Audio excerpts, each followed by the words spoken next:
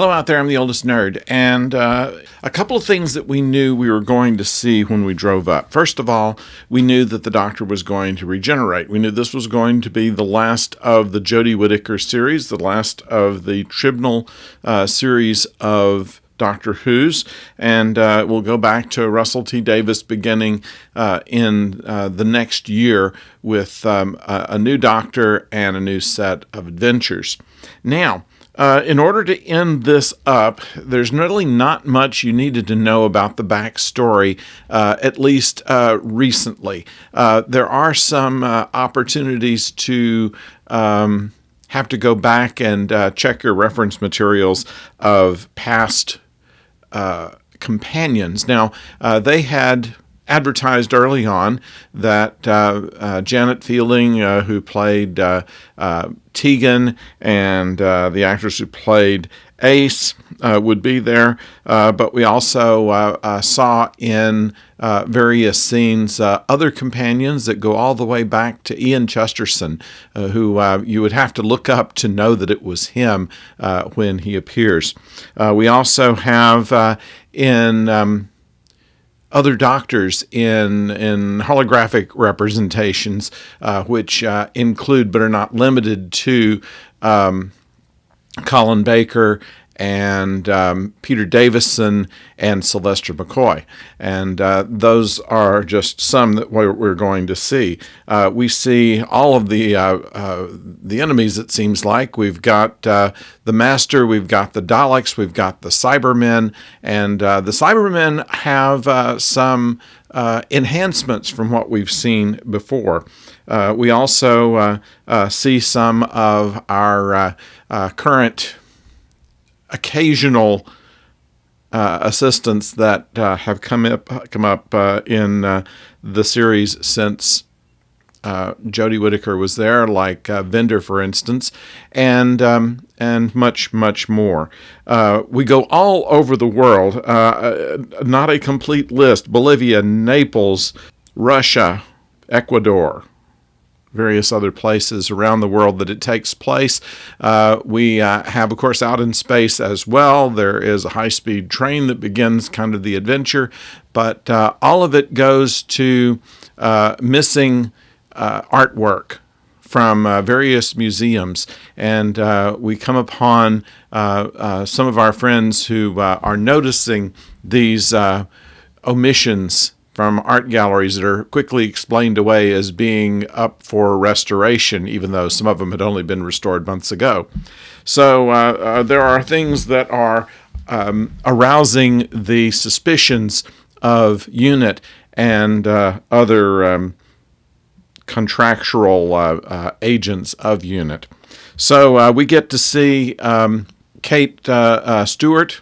She was one time called Kate Lethbridge Stewart, but they've just gone to the Stewart now. We see the new headquarters of UNIT and some of the things that were built into it to try to keep extraterrestrial invaders from compromising them. It's all very good. Now, for all of this stuff that we knew it was going to happen, there are still significant twists in it, and it twists and turns in two or three different places in which we find without spoiling it completely, we find that what we were expecting to see, we did not see. They had promised us that regeneration would be something like we'd never seen before, and it's been talked about before, but we've never seen these things happen in a regeneration before. And a place that you go in between regenerations is shown for the first time. Kind of a metaphorical representation based on how the changing Time Lord mind is while it's being completely erased and replaced. So all of this is a big plot by the Master, and it occurs in Earth over several time periods, over several parts of the world, and including a new planet in orbit around the Earth. It's all very exciting. It goes so quickly, you would not know that it was a 70-minute episode, or that some of the things that, if you stopped and looked at them too carefully, might not make a lot of sense or have a little bit over technicalized. You don't notice it because the pacing is fast. And I think that is something that is of the best Doctor Who adventures, when things are moving along so quickly that you don't have time to question their explanation for what's happening. We not only see a lot of old friends, but we see some of our new friends also performing pretty admirably. So it's all bringing to a close this era of Jodie Whittaker. I think that it is probably the best performance we've seen from her, certainly the best written piece we have seen since she became the Doctor. And as everybody has last words, it is also quite memorable. And the last twist at the end had something that we still weren't expecting.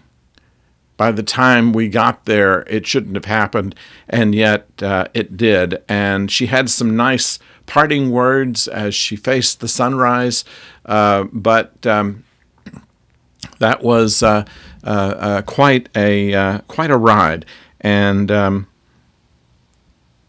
we give it a big thumbs up in this particular episode of Doctor Who, and we look forward also to what great things are going to come.